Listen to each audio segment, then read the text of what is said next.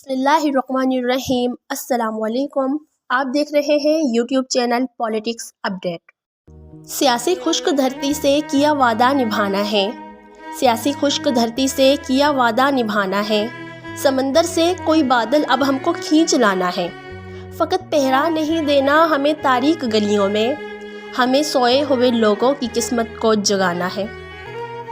मेरे मुल्क के हुक्मरानों, जागीरदारों, सरमायादारों, इंसाफ के ठेकेदारों और हुकूक के अलमबरदारों को इंतबाह करना चाहती हूँ, जो हमारा खून चूस कर अपने ज़ाती मुफादात के हुसूल के लिए हमारी पाक सरज़मीन को दाव पर लगाए हुए हैं। अपने आंगन का चिराग जलाने के लिए मेरे वतन अज़ीज़ को वीरा किया हुआ है और आइन और कानून को अपने हाथ में लेकर मेरे मुल्क के साथ खिलवाड़ की जा रही है। आज मेरे मुल्क की शान में बेहुरमती की जा रही है। नाअहल, बेज़मीर, सफ़ाक, पैसों के नशे में डूबा और जिस पर फ़र्द जुर्म आयद है, उसे सलाखों के पीछे डालने के बजाय काबिल एहतराम और ईमानदार इदारों ने उसे तोहफ़े में इक़्तिदार की कुर्सी से नवाज दिया है। मगर यहीं दूसरी तरफ पूरी कौम का मुकदमा लड़ने वालों पर शेलिंग की गई, सलाखों के पीछे डाला गया, उनकी इज्जतों को पामाल किया गया, झूठे केस बनाने की धमकियां दी गई, उनकी बहन बेटियों की इज्जतों को सरेआम उछालने की कोशिश की गई। बड़ी बदकिस्मती से कहना पड़ रहा है, बड़ी बदकिस्मती से कहना पड़ रहा है कि ये है मेरे मुल्क की सियासत। ये है घटिया हुक्मरान जो गरीब लोगों को मुफलिसी में डालकर खुद ऐशो अशरत की ज़िंदगी गुजार रहे हैं। तमाम गद्दारों को ये कहना चाहते हैं कि अब हम नौजवान सियासत के मैदान में उतर चुके हैं। हम लोगों ने आइन और कानून को अच्छी तरह से पढ़ भी लिया है और ज़हन नशीन भी कर लिया है। क्या हमें समझ नहीं आता कि ईमानदार इदारे किस तरह से सफ़ाक हुक्मरानों को बचाने की कोशिश कर रहे हैं? जो भी तख्त नशीन होता है वो आइन को करता है साइड और फिर अपना आइन नाफिज करके बादशाहत करता है। मेरे मुल्क में सिर्फ नाम की जमहूरियत मौजूद है, क्योंकि अगर मेरा मुल्क पाकिस्तान इस्लामी जमहूरिया पाकिस्तान होता तो या तो इस्लाम के मुताबिक फ़ैसले किए जाते और या तो हम लोगों के वोटों की कदर होती। ईमानदार और काबिल एहतराम इदारों से सवाल करना चाहती हूँ और उम्मीद है कि इस बार सच बोलने पर ना ही हम पर शेलिंग करवाई जाएगी और ना ही वारंट काटा जाएगा। तो काबिल एहतराम जजेस साहिबान और ईमानदार इदारों, ज़रा जालिम हुक्मरानों की बेज़मीरी और सफाकियत मुलाहिज़ा हो और ये भी बताना कि इन जुल्मों का हिसाब कौन देगा और इंसाफ कौन देगा। नवाज़ और जरदार इस मुल्क की मुफलिसी और बेचारगी में घेरी आवाम को भूख और इफलास की चक्की में पीस कर हलाक कर देना चाहते हैं। ये मिडिल क्लास जो खुद भूखी रहती है मगर मुल्क का पहिया चलाने के लिए डबल टैक्सेस अदा करती है, मगर वक्त आने पर हमी पर शेलिंग की जाती है, हमी पे हमला किया जाता है, हमी को हमला आवर बताया जाता है। मुझ समेत पाकिस्तान की हर माँ, बहन, बेटी की इज़्ज़तों को सरेआम उछाला जाता है, हमारी इज़्ज़तों को पामाल किया जाता है, मगर उस नाम निहाद इस्लाम बेचने वाले जाहिल हुक्मरान पर ना ही वारंट काटा गया और ना ही सलाखों के पीछे डाला गया। क्या हम मिडिल क्लास औरतों की कोई इज़्ज़त नहीं है? क्या हम टैक्स पेयर नहीं है? क्या FIR दर्ज करवाना हमारा हक नहीं है?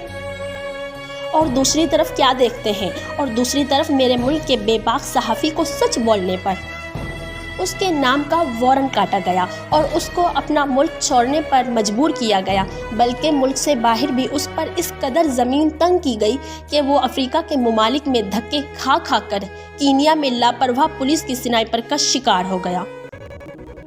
तो आज मैं ईमानदार इदारों से सवाल करती हूँ कि ऐसा ही सलूक उन गद्दारों के साथ क्यों नहीं किया जाता जिन्होंने मेरे मुल्क के तमाम असासे बेच दिए हैं, जिन पर फ़र्द जुर्म आयद है वो मेरे मुल्क के हुक्मरान बनकर बैठे हैं।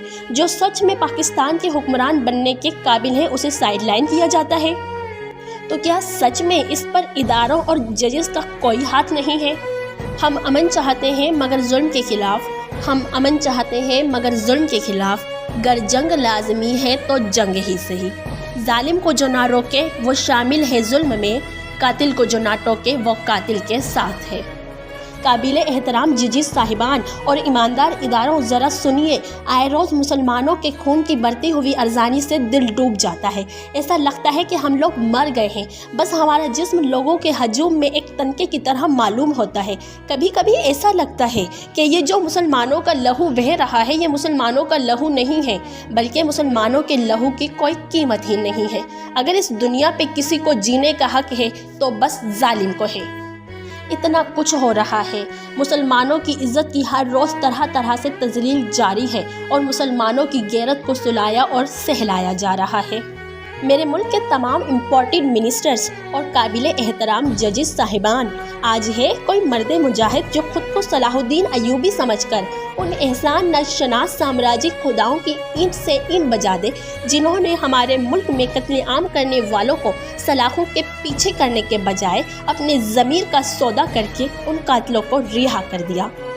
ہم پاکستانیوں کو یہ بات سمجھ نہیں آتی کہ یہ حقوق انسانی کے علمبردار تب کہاں ہوتے ہیں جب پاکستانیوں پر ظلم ڈھائے جاتے ہیں، صفاقانہ حملے کیے جاتے ہیں، ان کی بہن بیٹیوں کی عزتوں کو پامال کیا جاتا ہے اور ان کے ملک میں ڈرون حملے کیے جاتے ہیں، تب یہ نام نہاد حقوق کے رکھوالے کہاں ہوتے ہیں؟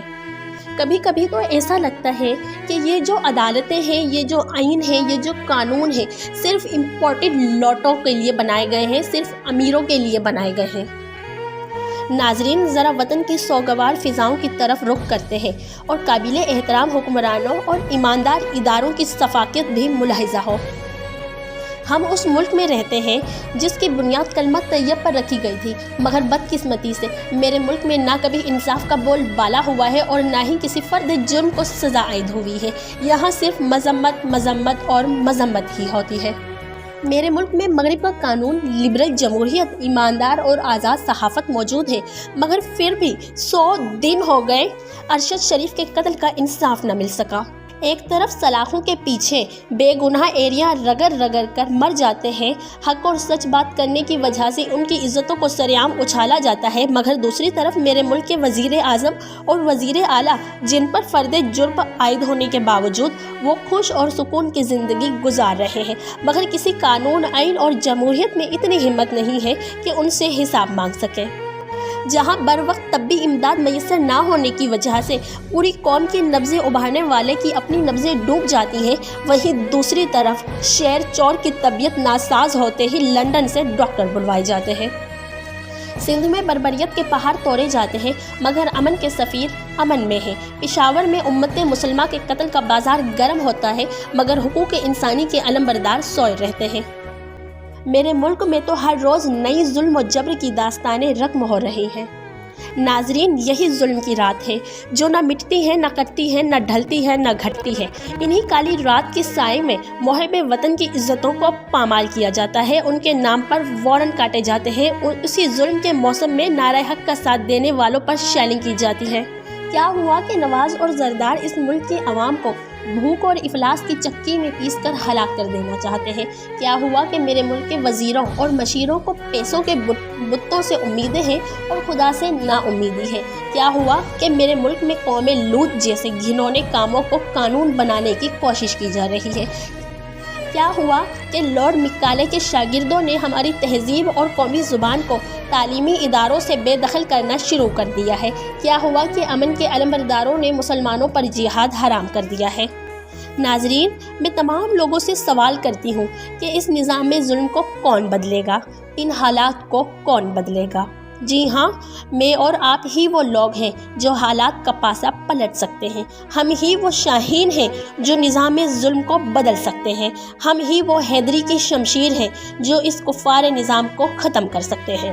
میرے عزیز ساتھیوں اور مہمان گرامی، اٹھیے ایک عظیم عالیشان انقلاب کے نقیب بن کر، الٹ دیجیے اس فرسودہ نظام کی بساط، بہا دیجیے اپنے جسم کا سارا پسینہ اور خون، پھر پھوٹے گا اس کشت ویرا سے ایک سہانا منظر جو بہا جائے گا ساری بے انصافیوں اور ظلمتوں کو۔